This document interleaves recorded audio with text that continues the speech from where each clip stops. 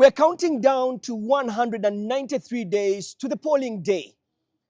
Political parties are traversing the country, mobilizing for support as the days come close. Among them is the National Resistance Movement Party, a party that has been in power for 40 years, and according to them, they're just getting started. Behind every party is a strategist. On this episode of the Hard Questions show, I speak with the Secretary General of the National Resistance Movement Party, the Honorable Richard Todwong. Honorable Todwong, thank you so much for making time for us on the show. Thank you so much, and thank you for coming to the party head office. I'm so happy. Well, let's even start there. Plot one, the party's head office. I mean, you're surrounded by buildings across. I have covered this party for quite a while, I think 15 years now. I have not seen this building. You promised us that you promised the NRM people that you'll build a state-of-the-art tower, the NRM Towers. And I still see a little building. A revolutionary party lives in the people, not in the building. We are inside the people. And that's why our membership has expanded over the years. Instead of concentrating in building a structure, we are building membership. We have now registered close to 20 million members. We have about 18 million voters in the country. And in all the villages of Uganda, we have branches. Now, that is what I call the party house. The house is in the people. For 20 million members to have a building like this for 40 years, of a party that has been in power for 40 years, it's a shame. The building is but just an address. So you know our address, that's why you have come here. You have not come to see the ambience of the building. You have come to an address where a Secretary General sits. We are a humble party in the sense that we start small and grow big. The revolution that brought NRM to power started with the students' movement. And the students' movement did not even have mattresses to themselves. They had nothing, but they had ideas. And the ideas developed and grew into something that became a mass movement.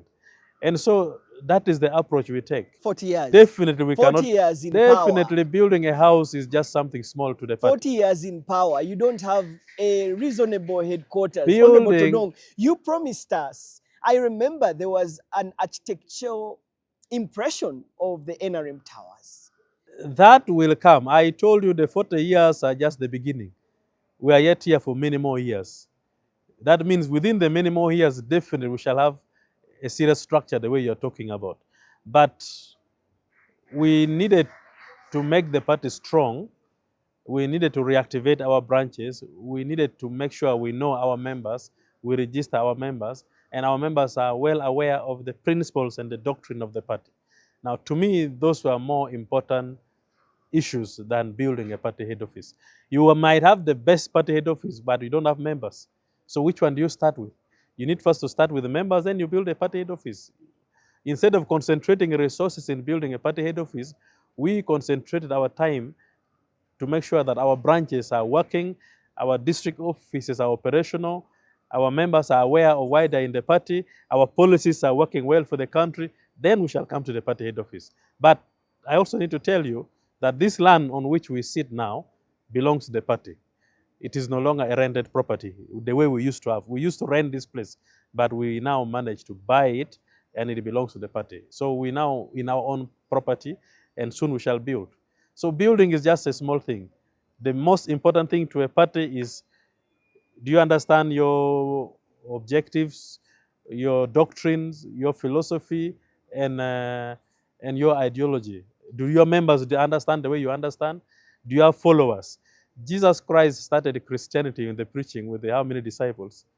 But now everybody thinks about Christianity. Jesus did not think of having a mass movement at the beginning. He started about the Word. The Word became man, and the man so that is how the Bible speaks about Christianity and expansion of evangelization. Richard Todwong, so for NRM, we start small and expand. I don't find that very convincing. Definitely, to you it may not be. Because look, you have visited some of the biggest political parties on the continent and beyond. I mean, the Communist Party of China is a very strong party. It has a very strong office. I mean, yes, you may look at the building as just If I may trivial. help you, Yeah. the Communist Party of China started in 1948 when the Communist Manifesto was drawn by Mao Zedong. And when Mao died in about 75, 76, the other leaders took over. And so the Communist Party of China has been growing for the last close to 60 years. Okay? You are just here quoting that NRM has been in power for only 40 years. So you cannot compare NRM to the Communist Party of China. NRM party came through a protracted people's struggle, and we did have many challenges that we were supposed to deal with. Fixing the economy, fixing the country, fixing the security of this country. So you would not think about building a party head office, because that would, it's like you have serious problem at home, you have sickness, but you think you first have to listen to music. When you have sickness, you deal with more important, crucial things as others come with Or time. maybe we put it this way, that the leadership is not so much interested in growing the party. The party is not They're grown. just using it as a vehicle for political By gains, the way, rather than just focusing for your on the party. information, the party is not grown through a structure, the party of a building. The party is grown through membership, through discipline, through followers, and through the number of seats we keep winning in every election. That is how a party is seen and how you sustain power. All right, let's talk about the party's development. Perhaps we can even start there. The financial sustainability of the National Resistance Movement Party. I wanted you to tell us here about the sustainability of this party financially. Has the NRM grown to look at its financial muscle to support its political activities and mobilization without even the head of state? Because a lot of that funding and support has been coming from the chairperson of the party, who is also the president of this country. But as the party, your financial sustainability. I want you to understand this from the angle of the growth of Christianity. I spoke about evangelization earlier on. When Christianity started, it is the Christians that grew the church. It is not the church that grew the Christians. The Christians became members of a flock, of a particular religion, and they started expanding and growing, and evangelization continued. And that is how a party grows. A party does not grow because there is money where members should come for, or the members are itself a resource to the party. It is not about money, it is about membership. Do they pay a membership fee? They don't. Are they committed to the party? They are committed. Do they participate in party activities? They are participating in the party activities. Do we have branches in all the villages? Yes, we have. Do you have offices at parish level, sub-county level, village levels? Yes, we have. But you need resources to run the party. You see, to do all the work that you say. I'm telling you, if we can manage to do all this, don't you think we have the resources So needed? what is your source of The funding? resources are in two ways: financial resources and human resources. So in terms of financial resources, we do have. One, government gives us money quarterly, which is already passed by government. We get some good money as a party. We use that to do party activities. Two, our members do contribute. We get contribution from our members of parliament every month. Like now, we are going for elections. You must have heard that members were contributing to become candidates, to pick forms, they were paying fees. And then we have well-wishers and benefactors. Those benefactors contribute to the party activities. Last time we got donations for motorbikes, donations for bicycles from friends and well-wishers. We gave to all party members. And that is how we grow. We are like Christianity. But don't you Our wealth is in the people who support us. But don't you think that the party that has been in power for 40 years can do better? Definitely we can do better, but we can do better through the people. We want to do better through our members. We want to do better. You see, our approach is bottom up. We don't want to start top-bottom approach. We start from the grassroots going upwards. And as long as our base is solid and strong, anything along the way can come. I would have thought, Honorable Todwong, that perhaps during your tenure, having been exposed to what strong political parties across the world are doing in terms of raising their financial muscle, you'd come and say, okay, guys, let's start commercial agriculture. Let's go into value addition. Let us go into real estate. Let's come up with a strong foundation that even if the president is no longer the chairperson of the NRM, is no longer head of state, or even donations, they're not sustainable. People will give it to them and That not give will it tomorrow. come. You're speaking And about 40 the business years. arm of the party. Yes. That is definitely something that will come. But you're saying but will it'll come come with 40 the time. years, Todwong, 40 But years in power. you see, yes, we know the party needs resources to expand. The party needs logistics. But you don't start with that when you don't have members. Our concentration is establish rural branch to link the party to the base. But for long, the NRM's base has been at the rural grassroots. Yes, and you have that had is the most number of why we have membership been winning within the elections all party. this time. If we concentrated in money, projects, business, and we miss the real target, then we shall. Many revolutionary parties, I may not give you the names now, but I am a friend to many of the secretary generals around the African bloc, what from South Africa, Central Africa, and even West Africa. They look at NRM as a model because of the stability that NRM party has attained over the years. Many of these revolutionary parties have cracks simply because they got their priorities wrong. Instead of, there are quite serious, significant buildings we have seen from revolutionary parties. There are others who have put massive and mega buildings in their capital cities, but there are no members. They don't have structures and branches in the rural areas. So instead of concentrating in strengthening your structures and branches, you are concentrating in building a property which is a symbol though, but without membership. Members are not growing. So the NRM has taken a different approach that let us grow members, let us establish branches. For your information, But we can't be naive. For your information, we are building very many branches, party offices in districts than even concentrating at the center. And that requires resources. Yes. Which resources? We do, for every money we get from government, every quarter, we budget at least to put up a structure in a district. I have more than 10 districts where we have already built offices. We can talk of Gulu, we can talk of Kwen, we can talk of Ngora, we can talk of Mayuge, we are starting Mitiana, we are in Luero. We are building offices.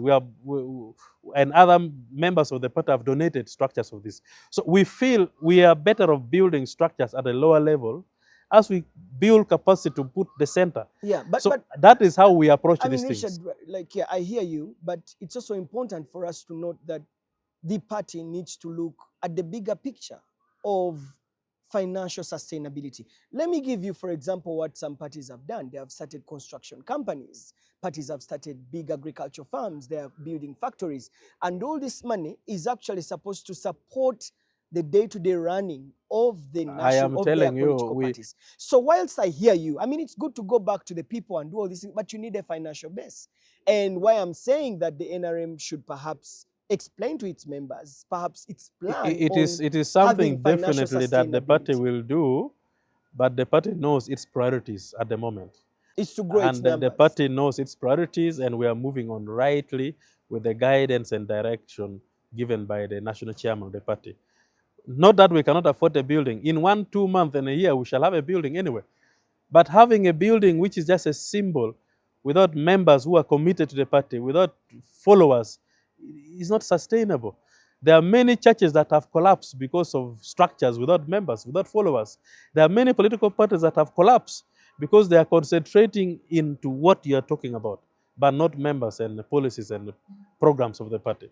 So for us, we take a different approach. Definitely a building will come. You'll see a building, but by the time that building comes, we would have done the most crucial things. So what is your financial sustainability plan? We have businesses as a party. Do you? We do. We don't shout about it, but we have. We shall let you know at the right time. I hope so. You talked about a revolutionary party, and you are talking about the leadership of the chairman, who is also the head of state, President Yoweri Museveni. What will happen to the National Resistance Movement Party, God forbid, Mr. Museveni doesn't wake up tomorrow? You are again answering the same thing I've been talking about. Now imagine that happens in a situation where you have a building but without members. What will happen to a party? So whatever happens, God forbid, the party would have grown and would have been strong, and internally there will be mechanisms in handling such a situation, God forbid. But we are aware of our systems. The system is well developed. We have layers of leadership and structures and organs of the party. There will be no vacuum in the party at any point in time. The party, some have argued, cannot be separated from its chairman, who is the president, who mostly also supports the party financially. And there are those that have argued that without him, this party will be no more. That is not true. Yes, he's a strong pillar to the party. He's a founding father, he's a vision bearer. He's always been at the center of all activities of the party. But he's a leader and he's a statesman. Over the years, he has groomed so many cadres within the party. And these cadres have been deployed in very many positions in the party and in the government. And definitely, there are quite a number of cadres in the party that at whatever level, we have learned through the good works of our national chairman. He has taught many people and is still strong enough to continue guiding us. And in case there is a need at the right time, then there are other cadres that will be proposed for that position. And then we see when you have a family, the characteristics of a family is the same because the father teaches every child the same manner. So this is a family which has children with good manners. If indeed this was the point, then you should have at least seen this through transition of power within the political party, where we would have seen, this chairman who started the party and has grown it to a level, giving way to young leadership to take over the chairmanship, to check the system when he's still there, to oversee this transition of leadership within the National Resistance Movement Party. And we don't see that. Let me help you there. We don't see that within the NRM. We are seeing the chairman coming back after 5 years, seeking. Let me help you Recently, there. he came back and picked nomination Yes, forms, and he's going to be nominated again. Let me help you there. Not as a Secretary General, but as a professional political scientist. It is something that I am a little grounded on. Managing a political transition is not done autocratically, that there must be a force to manage a political transition. We have seen that in the past, what it has cost this country. Forceful managing political transition has taken this country back to square one. Now, let me make it in a more simple way. Managing a political transition is like driving a manual vehicle. You accelerate, you release, you press on the clutch, you engage the gear, depends on the terrain, depends on the format. If you're overtaking, at what time. So that is how transition are managed. And a transition, we are looking at the top. Transition of leadership starts from the grassroots, the bare meaning of LC1 level. That is where real transition takes place. And this, from LC1, parish, sub-county, district, members of parliament, after 5 years, there is a call for a transition of leadership. There is an offer that democracy gives us an opening that, yes, we are calling for transition, internally in an organization and externally in the country. Internally in an organization, NRM says, under multi-party political dispensation, the rules should be the same. You're not going to open up political space with the rules which are not favorable to other people. If I am a voter, I must qualify to stand to be voted for. A vote for a person is a vote for a person. If you're saying I am a voter but I don't qualify to contest, that is not democracy. So if someone who is 18 can be allowed to contest and vote, so is someone who is even 100 and plus years old to be allowed to contest. And that is the freedom that democracy gives to participants. Now, if NRM is saying, we want our man, President Yoweri Kaguta Museveni, to continue running like he's going to continue doing, within NRM, we shall agree to that. When we leave NRM, we give him to the nation. He will compete with other members from other political parties. Then the country will decide. NRM has brought this person, so-and-so has brought this person. Let the people decide in a vote. That is how a transition is managed. Unfortunately, some players are saying, no, for us to manage a transition, let there be no Museveni in a race for a presidential election. Then we can say, now we are managing a transition. That is not good. Let everybody compete with him. You defeat him at the poll, But let's start. and then we shall see. Honorable Todwong, let's start at the party level. Indeed, the test of a system, whether it works, and you've been mentioning that the chairman has been grooming different people. Yes. It's only fair that the chairman steps down and hands over strategically to someone else who he has been grooming to take over the leadership of the party. Why would you so want that he can sort of nurture this transition and perhaps check the system let me help so that you. it can work. Let me I'm help coming you. from a place. So I Honorable know. Todwong is the chairperson of the party, President Yoweri Museveni, interested in transition of power within the party? This is no longer a decision of the chairman. This is not a personal decision. It is an organizational decision. His call to come to pick nomination papers were not his personal decision. These were calls that were made by party members and party supporters. When the president was moving around the country for his PDM country tour, when he was checking how PDM was doing, party members and leaders from across the country demanded that he should offer himself another chance, another term in office. And indeed, he came because he has been told to come by party members.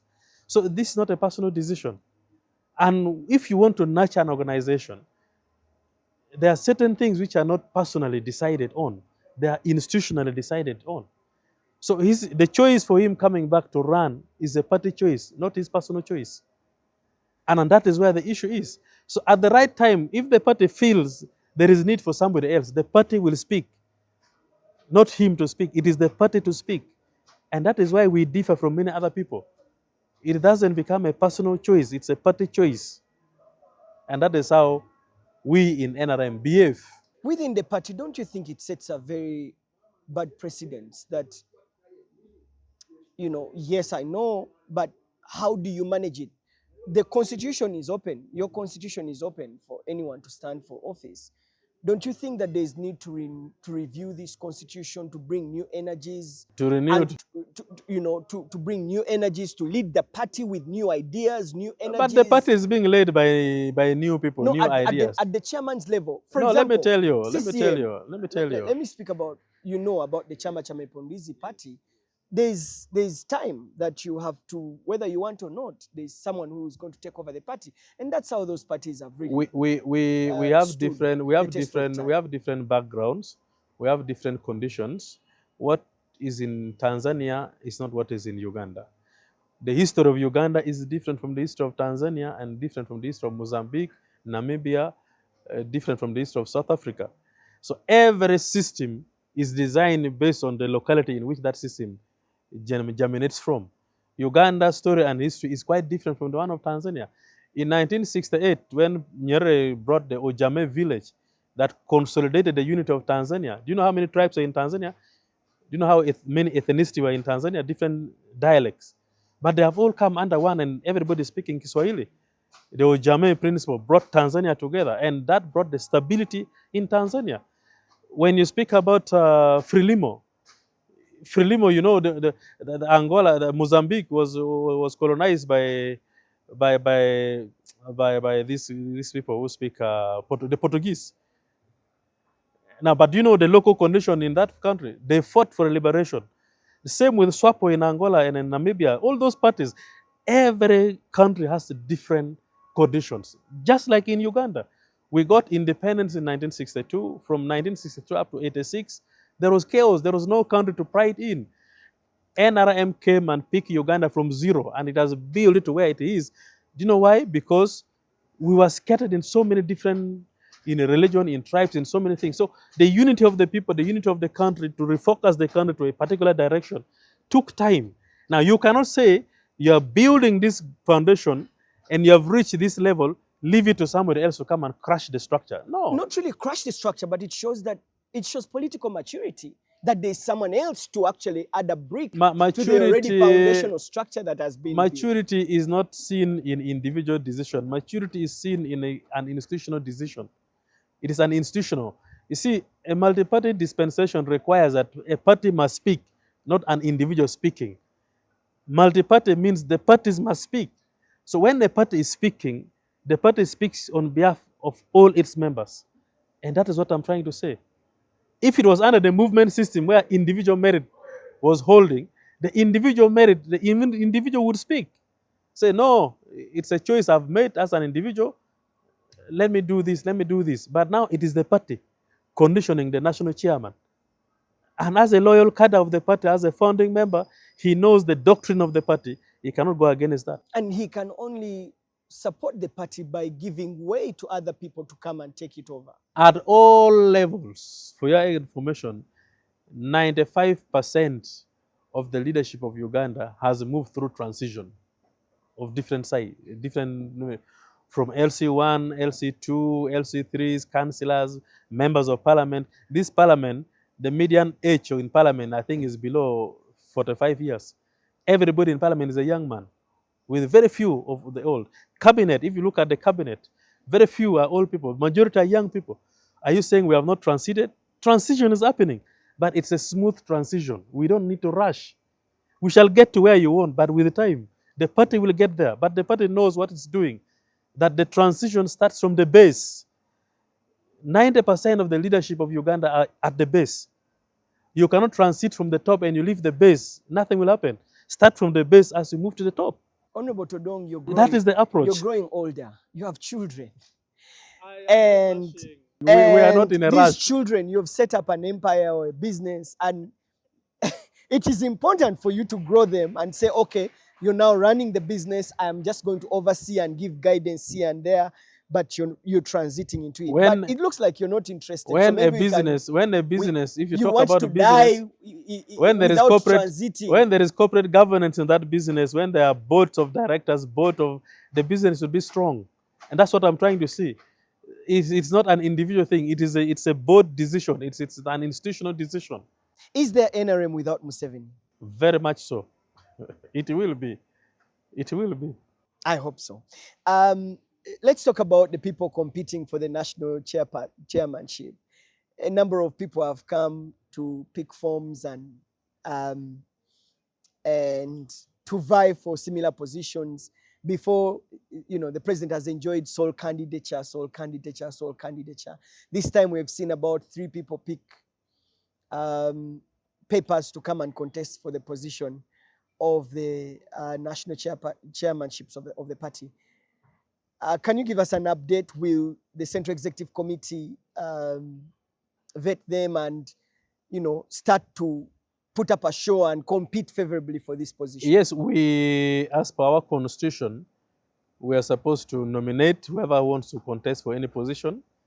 They have expressed interest, they have picked forms. They are returning these forms this week. Many have returned the forms. The national chairman is returning his form on Saturday. And I invite members to come and be part of that history. And then we shall process these names, present them to the Central Executive Committee of the party. They will be vetted by the Central Executive Committee of the party, and the names will be forwarded to NEC, which is the National Executive Conference, and from there it will be taken to the Delegates Conference. The people who are mandated to vote and confirm will be the Delegates Conference, and we shall have the Delegates Conference in around August of this year, about mid-August. So around that time, whoever has been vetted by these 2 levels will now go and campaign at the Delegates Conference, and we shall vote through lining up by people. About democratic process are very open. We line up. We don't use secret ballots. We line up. You either with me or against me. Let me see. You line up. So this time you are open for the chairman to be challenged? Not only this time. Every time we have been opening to this. In the last election also, there are others who came and picked forms, but they were defeated. Even this time, that is how democratic we are. And that's why I'm saying, let the process evolve and handle these challenges, the contradictions that we have. Because if you want to manage it mechanically, it will cause problems. The system will manage its own dynamics, and it will sieve out naturally. And I pray that should be the thing in each and every political party. You allow the process to manage itself. It will be interesting to look at how all this will play out. But let's talk about, you talked about, we're going for elections, and one of the campaigns that are going on is the campaign for Buganda. Buganda for NRM. is a campaign that you're taking very seriously this time around. The conversation has been that Buganda voted overwhelmingly for the opposition as opposed to how it used to be in the past. You lost Buganda. Now you want to regain Buganda as a region. What is it that you think made you lose Buganda, and have you addressed these critical issues that you think led to the party lose out in Buganda as a region? This question is a very important question. The Buganda question in Uganda politics, which is also a subject in schools, by the way. I don't know whether you've come across that. The Buganda question in Uganda politics. We studied in political science. But now it is Buganda question in NRM politics. But I need to tell you that historically, the Buganda question did not only affect, it has cut across all leadership in this country. From the time we got independence in 1986, when we got into the crisis in 1966, there was the Buganda question that created that crisis. When Amin took over in 1971, the Buganda question was at the center of the question. It was the Bugandas who received Amin overwhelmingly because of what Obote had done to Rubiri, if you may read the history well. And so the Bugandas thought Amin was a savior. Now, when Amin turned out to be something else, they realized that the person they thought was a savior like Amin turned out to be a tyrant. And so there was that move to liberate the country. And many Bugandas participated in that move. You remember the Moshi Conference and all that, that's in the history. And then the struggle for liberation about 1978, 79, when the liberators with the support of Tanzanian People Defense Force came and overthrew Amin. When Amin was overthrown, the target was let Amin go. But they did not have time to discuss post-Amin administration of Uganda. So when Amin left, the liberators, for the purpose of satisfying Buganda, thought we need to get a Muganda to be a president, to harmonize the question of Buganda in Uganda politics. That was how Lule became a president. It was out of that agreement. No sooner had Lule settled that they realized that Lule was pushing Uganda back to some of the things that caused chaos in the past. They said, no, we need to get a more liberal Muganda. Binaiza was a lawyer in London. Binaiza was brought as an educated, more liberal, more polished, but still he could not manage the pressure that was building up. So by that time, we were building up to another election in 1980. So the transition moved so fast. And that was how Paul Mwanga, another Muganda, came in the picture.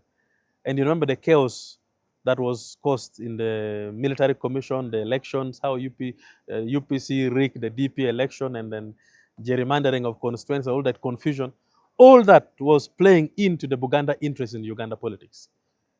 President Museveni went to the bush and fought.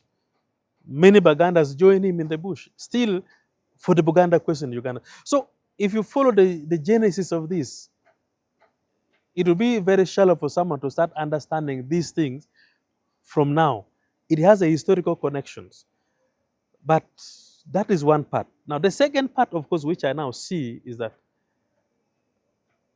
two, the capital city being in Buganda has brought in so much pressure in Buganda in terms of factors of production.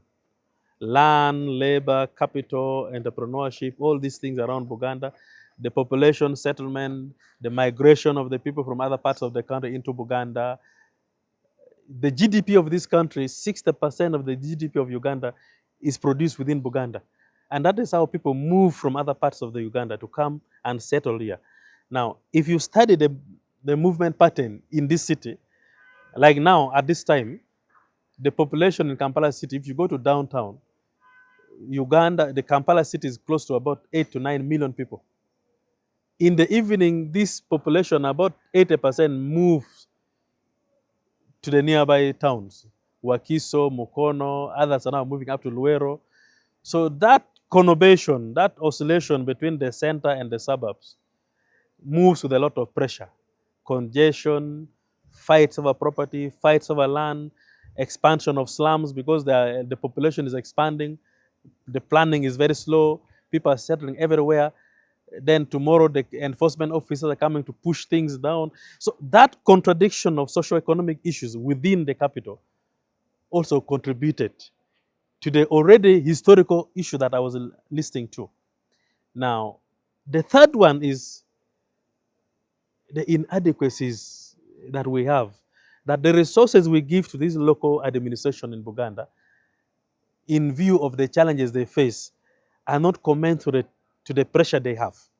For example, if we are giving road funds to Oyam district, for example, in northern Uganda, we are giving 1 billion shillings to Oyam, and we are giving 1 billion shillings to Wakiso district.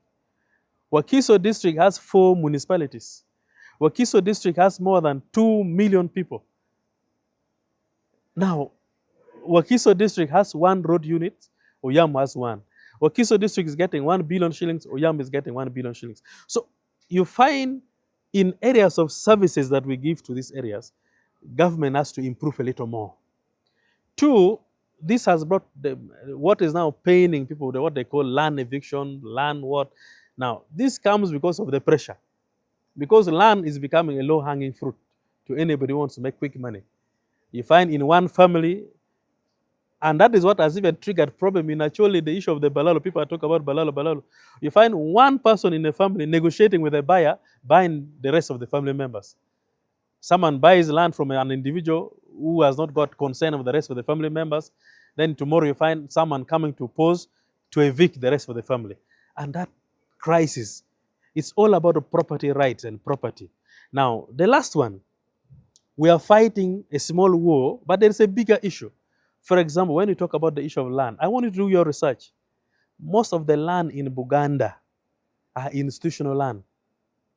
People are fighting, people are quarreling over land, but most of the land in Buganda are institutional land.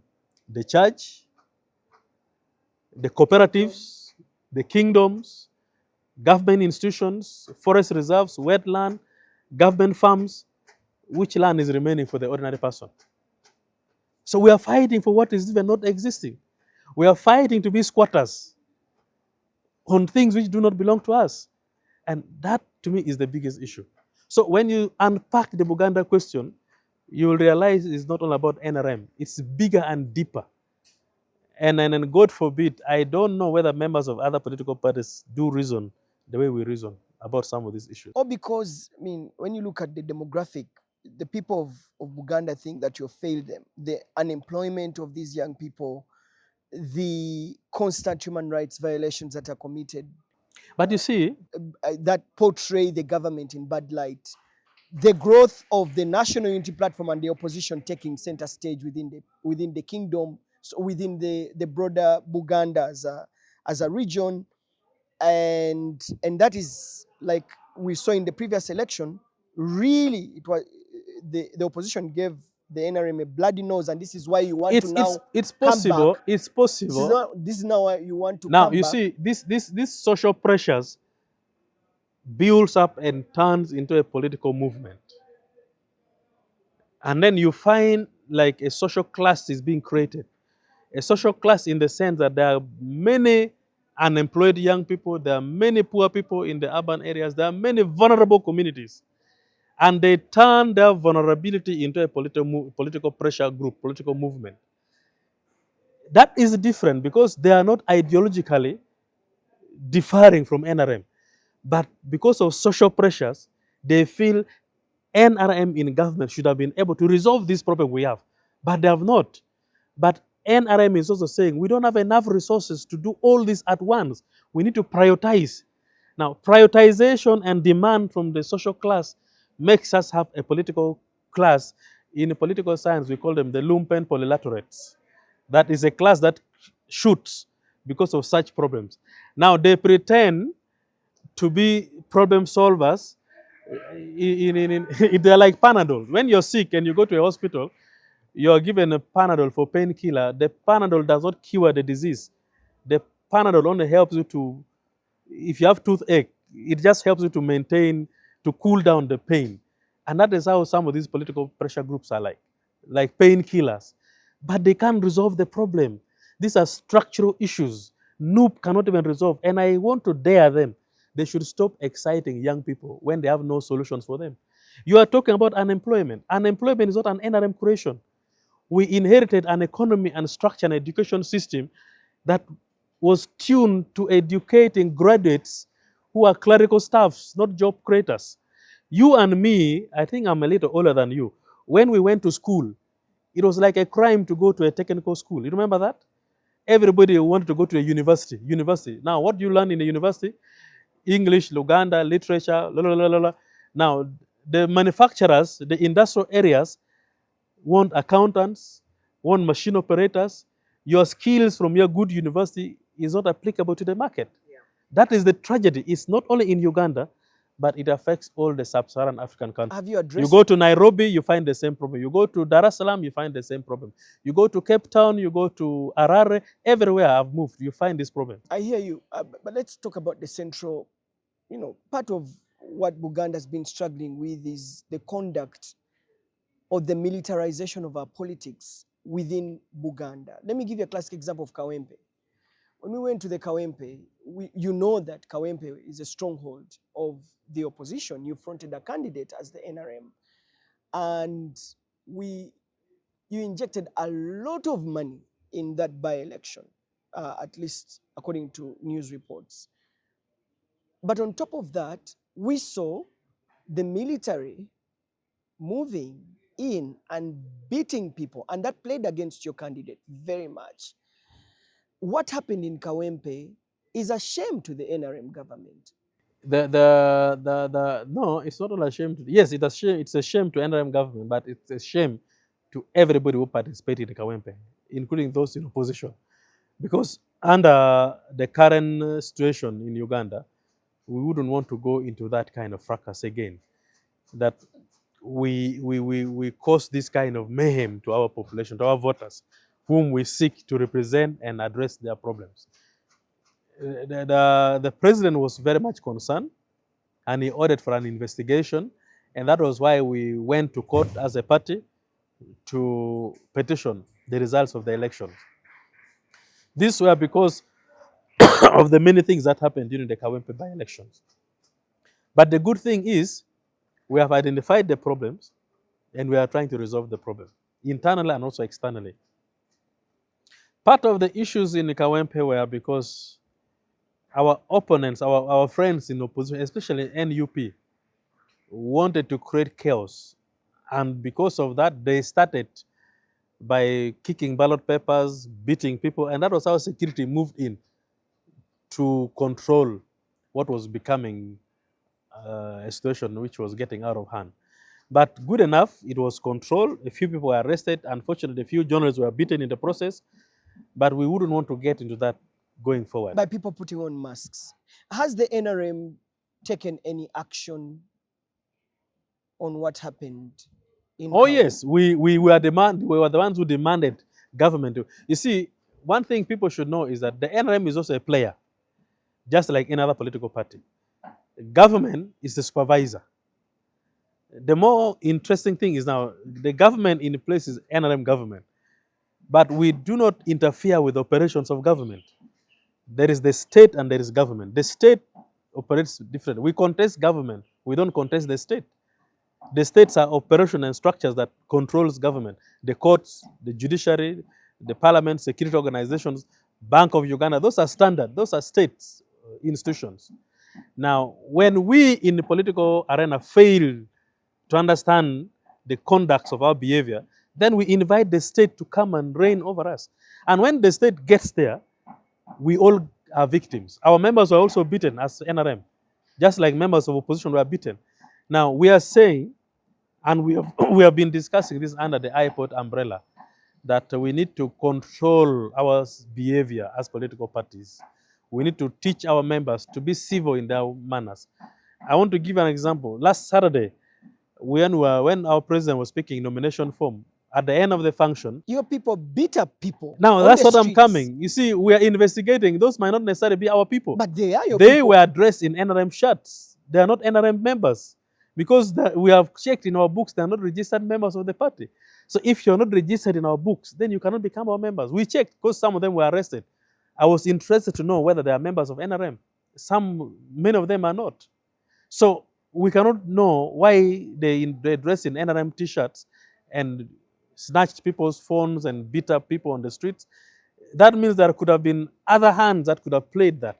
So we need to control that kind of behavior as political parties because it's not healthy for our democracy. Let's talk about the issue of the Patriotic League of Uganda, a pressure group that firstly came up and said NRM is corrupt, NRM is full of old people, we need to take over as young people, grew up into a pressure group, right now saying, oh, we need to vote NRM. I mean, I've seen big posters on the road with NRM, but there's the Patriotic League. What is the place of PLU in the NRM politics? The Pan-Africanists do say many fronts but one struggle. Those are fronts. We have many fronts, but we have one struggle as a party. Those are tributaries of the main river. The main river is the NRM, but there are tributaries, PLU and others, they feed into the main river. And that is how I can answer that question. This tributary has come out to say you're a corrupt party. It's okay. It's okay. Because they are not the first to say it anyway. I have ever said it myself. The president has ever talked about it. It's also good that we criticize ourselves, which is a positive. It's a plus. A leader who criticizes himself openly and no, yes, I have these weaknesses, I'm this and that, that is a good leader. Have you ever heard this from any other political party saying they have weaknesses? To them, they think everything is about them is good. But for NRM, we say, yes, there is corruption, there is this. We know, and we speak about it in the public. And that is one good thing that makes me love NRM more than in other organizations. So how are you managing PLU? I mean, you can call it a child of the NRM, but as a father, you must whip them and say, my son, here, no. No, they are a pressure group just like any other pressure group. They understand the main doctrine of the party.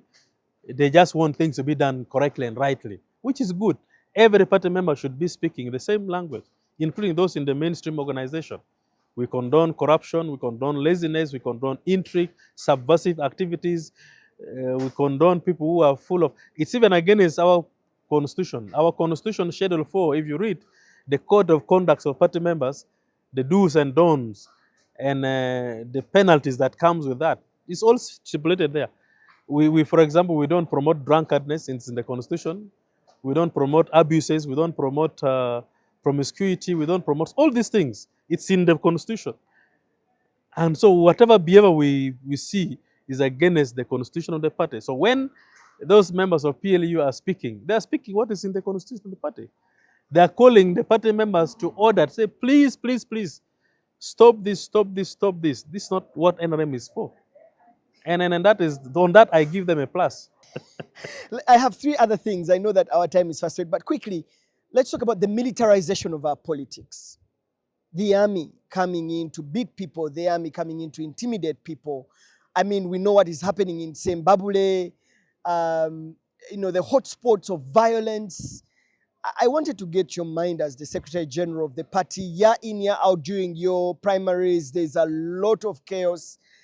There's everything just in some hotspots stands left. I think it speaks volume about, one, the interests people have in joining politics. And that is what our national chairman has been guiding the members for a long time. That politics is a service, it's not a job. Don't come to join political bench because you are looking for a job or you are lacking a job. Come to serve. And when you're coming to serve, you have the heart and the love for the people. And therefore, you will not be interested in hurting anybody.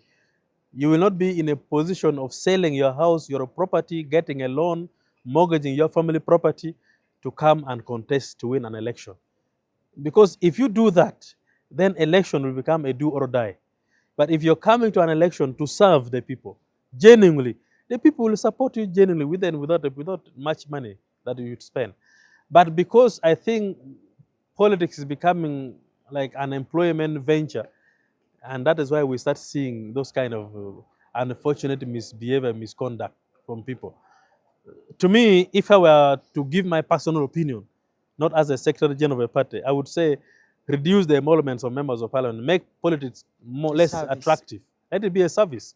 And you'll see how many people will fight for those positions. It's like a do or die. Reduce the salary of member of parliament from whatever it is now to something like 5 million. And you see how many will go for that. And you would have eased the pressure. But anyway, internally in the party, we are trying to do our best to make sure we call our members to order. We are cracking the whip. The disciplinary committee is being reactivated and is going to take action on some of the members who are intentionally causing conflict among our people. Yeah. And we have warned them. There's the Remiaga question. Yes, we have warned them, and they know. In the past, we denied a constituency in Sembabule our flag. We denied 2 constituencies in the past. We refused to give them our flag because of such behaviors. We could not give our flag to people who are indisciplined. So they went as independent. And that is how far the party can go. We deny you our flag because this flag of the party is a holy flag. It's a sanctified flag, and we wouldn't want to give it to a candidate whose hands has been messed up in those kind of internal. So even if you win as a flag bearer, but you win in a wrong way, we shall not give you our flag because we need to respect that flag of the party. It's a revolutionary flag. We don't give a revolutionary flag to a candidate who has questionable behavior. Yeah. In the past, we've seen the military come in very handy. I would love you to send them a message as we get into these elections about their misconduct in the past. We are going to address the press and we're going to send that information out. I've ever told them that you have come on your own to offer yourself. There will be no need for someone to look for the president, to negotiate with the president, to be given an offer to step down. No, you are in the race, fail and win at your own peril. The president does not have any room to give anybody any offer. And they should not disturb the president. Some resign from their jobs and they are going for elections. So if you are defeated, no one will give you back that job. We need to practice tough love in NRM for the party to be disciplined.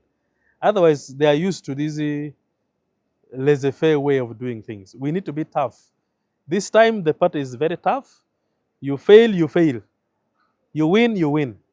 No compromise. You go as an independent, again as a flag bearer.